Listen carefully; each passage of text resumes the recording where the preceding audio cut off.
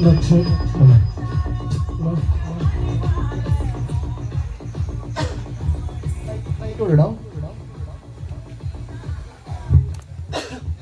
നമ്മൾ കുറച്ച് സിനിമ താരങ്ങളുടെ ശബ്ദം അനുകരിക്കുകയാണ് നിങ്ങളുടെ മുമ്പിൽ. നമുക്ക് ഇന്ന് കേൾക്കുമ്പോൾ നമ്മളൊക്കെ ഇഷ്ടപ്പെടുന്നല്ലേ കുറേ താരങ്ങളുടെ ശബ്ദമായിട്ട്. ഇന്ന് സന്തോഷമായി ഒരു ചരിത്ര സംഭവം ഇന്ന്. കാരണം എന്താണെന്നറിയോ, എനിക്ക് മമ്മൂക്കയുടെ ചരിത്രത്തിൽ തന്നെ രണ്ട് സന്തോഷന്മാർ തമ്മിൽ ആദ്യമായിട്ടായിരിക്കും ഒരു വേദിയിൽ നിന്ന് മത്സരിക്കുക പെർഫോം ചെയ്യുന്നത്. അദ്ദേഹം സന്തോഷ് തിരുവല്ല, ഞാൻ സന്തോഷ് മല്ലപ്പള്ളി, രണ്ടുപേരും പത്തനംതിട്ട ഡിസ്ട്രിക്റ്റാണ്. രണ്ടുപേര് നമ്മളല്ലേ. ഞങ്ങൾ ഇന്നലെ ഇവിടെ സാറുമായിട്ട് സംസാരിക്കാറുണ്ട്. ഇവിടെ എല്ലാം ഭഗവാന്റെ മുമ്പിൽ നമ്മൾ ഒരു രൂപ കൊടുത്താൽ ഭഗവാനെ രണ്ടായിട്ട് തിരിച്ചു തരും. സാറിന് രണ്ട് മക്കളാണ് അല്ലേ. നമ്മൾ ഇന്നലെ ഇവിടെ സംസാരിച്ച കാര്യമാണ്. ഞാനിവിടെ ആദ്യ സമയത്ത് വന്ന സമയത്ത് ഇവിടെ ഒരു വീടേ ഉണ്ടായിരുന്നു, ഇപ്പൊ രണ്ട് വീടേ അല്ലേ. രണ്ട് ഫോട്ടോ ഉണ്ട്. ഇവിടെ നിന്നാ ഞങ്ങളുടെ സംസാരം. ഞാൻ പറഞ്ഞ സാറെ ആശ്രമത്തിന്റെ മുകളിലോട്ട് രണ്ട് മാങ്ങ, ഇങ്ങോട്ട് നോക്ക് രണ്ട് ചക്ക, ഇങ്ങോട്ട് നോക്ക്, ഇതാരും കൊണ്ടുപോകുന്നു വിചാരിക്കണ്ട. ഇപ്പൊ എല്ലാം ഡബിൾ ആണ് ഇവിടെ അല്ലേ. ഇവിടെ നമ്മളൊന്ന് വന്നാൽ മാത്രം മതി. ഭഗവാന്റെ എല്ലാവിധ അനുഗ്രഹം ഐശ്വര്യങ്ങളാണ് ഈ കാണുന്നത്. ഞാൻ ഈ കഴിഞ്ഞ ദിവസങ്ങളിലും എല്ലാ ദിവസങ്ങളിലും എനിക്കിവിടെ എല്ലാ കാര്യങ്ങളിലും ഒട്ടുമിക്ക കാര്യങ്ങളിലും ഇതിൽ പങ്കെടുക്കാൻ സാധിച്ച ഒരാളും കൂടിയാണ്. ഇപ്പം ഞങ്ങൾ ഇത്ര നമ്മളൊരു പ്രോഗ്രാം സെറ്റ് ചെയ്തപ്പം ഞാൻ ഒരു ടെൻഷൻ ഉണ്ടായിരുന്ന ഈ സ്റ്റേജിനെ പറ്റിയായിരുന്നു. അപ്പം ശരിക്കും പറഞ്ഞാൽ ഭഗവാൻ നമുക്ക് രണ്ട് സ്റ്റേജും തന്നിരിക്കുകയുള്ളൂ. ഇതിൻ്റെ പുറകിലൊരു സ്റ്റേജ് ഉണ്ട്. ഇപ്പം നമ്മുടെ കലാകാരന്മാർ സാധാരണ സ്റ്റേജിൽ നിന്നാണ് പ്രോഗ്രാം, കുറച്ചുകൂടെ ഒരല്പം മുകളിൽ നിന്ന്. പക്ഷെ ഭഗവാന്റെ ഒരു തീരുമാനമായിരിക്കും താഴെ നിന്ന് ഒരുപാട് ചെയ്താൽ മതി അല്ലേ. അപ്പം നിലത്ത് നമ്മളെല്ലാം തുല്യരാണ്. പിന്നെ നമ്മുടെ ഒരു പ്രോഗ്രാമാണ്. ഒരു നിറഞ്ഞ കൈയ്യടി നിന്നാൽ കുറച്ച് സിനിമാ താരങ്ങളുടെ ശബ്ദങ്ങൾ നമ്മൾ അനുകരിക്കാം. അപ്പം നമുക്ക് സന്തോഷമായി നിന്ന് തുടങ്ങും. സന്തോഷമായി എനിക്ക് കുറേ ഞെട്ടിച്ച കുറച്ച് സംഭവങ്ങളുണ്ട്. അതായത് ഇദ്ദേഹം ഇപ്പം യൂട്യൂബറാണ്, അതോടൊപ്പം തന്നെ ഒരു ചിരി ബമ്പർച്ചിരി അല്ലേ, അതിലൊരു മിന്നുന്ന പ്രകടനം കാഴ്ചവെച്ച് ഒട്ടുമിക്ക ടെലിവിഷൻ ചാനലിൽ കൂടി ശ്രദ്ധേയനായ ഒരു കലാകാരനാണ് സന്തോഷ് തിരുവല്ല. അദ്ദേഹം ഔദ്യോഗികമായിട്ട് KSRTCയിലെ ഒരു ജോലി ചെയ്യുന്ന ഒരു ഉദ്യോഗസ്ഥൻ കൂടിയാണ്. അപ്പം അതിനിടയിലാണ് അല്ലേ പ്രോഗ്രാമിനോടുള്ള കലയോടുള്ള സ്നേഹം കൊണ്ടാണ് ഇതിനൊക്കെ ഇറങ്ങി തിരിച്ചത്. അപ്പം നമുക്ക് ആരംഭിക്കാം. അപ്പം ആദ്യം ഏത് സിനിമാ താരത്തിന്റെ ശബ്ദമാണ് അനുകരിക്കുന്നത്?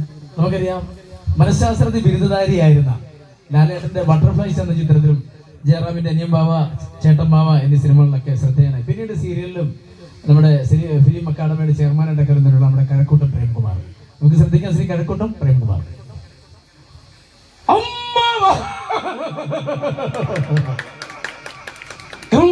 പക്ഷികളെ അമ്പരി വീട്ടെ കട്ടാള നിറയ്ക്ക് നിർമ്മിച്ചിട്ടുണ്ട്. വീടന്റെ എമ്പേറ്റ് പിടന്ന് മരിച്ച ഇണക്കുരുവികൾ ഒന്നിനെ ഇന്നലെ ഞാൻ കണ്ട്. കുഞ്ഞമ്മാവ. Thank you. അടുത്ത ഏത് തരത്തിന്റെ ശബ്ദമാണ്?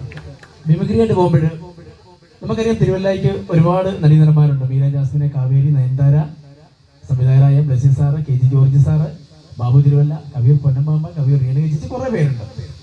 ആദ്യമായിട്ട് നമുക്ക് മലയാള സിനിമാ ചരിത്രത്തിൽ തിരുവല്ലക്കാർക്ക് ഒരു അഭിമാനമായിട്ട് വന്നത് ശ്രീ MG സോമനാണ്. അദ്ദേഹത്തെ ഒന്ന് കാണാൻ പറ്റിയിട്ടുണ്ട്, പക്ഷെ സംസാരിക്കാൻ പറ്റില്ല പുഷ്പമേളയ്ക്ക് ആ ഒരു കാലത്ത്. അപ്പോൾ അദ്ദേഹത്തിന്റെ ശബ്ദം പഠിക്കണമെന്ന് വലിയ ആഗ്രഹമാണ്. ആ സമയത്തൊന്നും കിട്ടത്തില്ല, പഠിച്ചാൽ കിട്ടത്തില്ലായിരുന്നു. എങ്കിലും പിന്നീട് ഞാൻ അദ്ദേഹത്തിന്റെ ആരാധന കൊണ്ട്, നമ്മുടെ നാട്ടുകാരെന്ന് പറയുന്നത് കൊണ്ട് അദ്ദേഹത്തിന്റെ ലേലത്തിലെ ഒരു ഡയലോഗ് ശ്രദ്ധിക്കാം.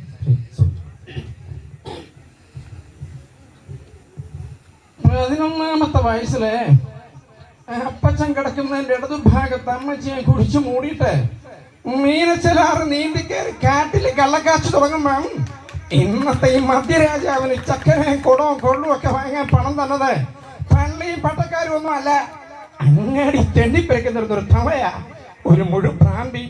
അതിന്റെ സ്മരണയില ഈ പെണ്ണ മുറ്റത്ത് ഇന്ന് അന്നദാനം. ഓർത്തു വെച്ചോ, ഐ ആം ഔട്ട് സ്പോക്കൺ.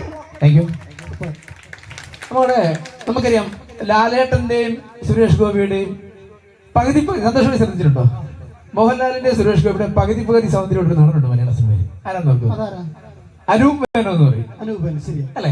ഏകദേശം നമുക്ക് രണ്ടുപേരെ ഇഷ്ടമുള്ളവർക്ക് പെട്ടെന്ന് ഇഷ്ടം തോന്നും. അദ്ദേഹത്തിന്റെ ഒരു ചായ ഉണ്ട് സന്തോഷം. ദൈവമേ, ഗുരുദേവനെ ഒരുമിച്ച് കേൾക്കാൻ കഴിയും. അപ്പം ഇത് എന്നോടൊരു സുഹൃത്ത്, നമ്മുടെ ഒരു ആർട്ടിസ്റ്റ് പറഞ്ഞു, സന്തോഷമായി ഇത് ചെയ്യാൻ പറ്റും, അദ്ദേഹത്തിന്റെ സൗണ്ട് ചെയ്യാൻ പറ്റും എന്ന് പറഞ്ഞു. അങ്ങനെ ഞാൻ ഈ പറഞ്ഞ പോലെ അദ്ദേഹത്തോടുള്ള ഇഷ്ടം കൊണ്ട് പഠിക്കാൻ നമുക്ക് ശ്രദ്ധിക്കാം. അനൂപ് മേനോൻ.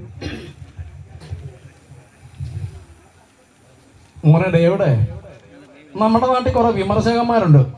സച്ചിൻ തെണ്ടുൽക്കർ ഫ്ലൂക്ക്, എടാ മൂക്കൂത്തി മുക്കറ ഇട്ടാൽ പോലും ഈ ലെജൻസിന്റെ ഒക്കെ കാല് കഴുകി കുടിക്കാനുള്ള ലെവലിൽ ഇവനൊന്നും എത്തുന്നില്ല.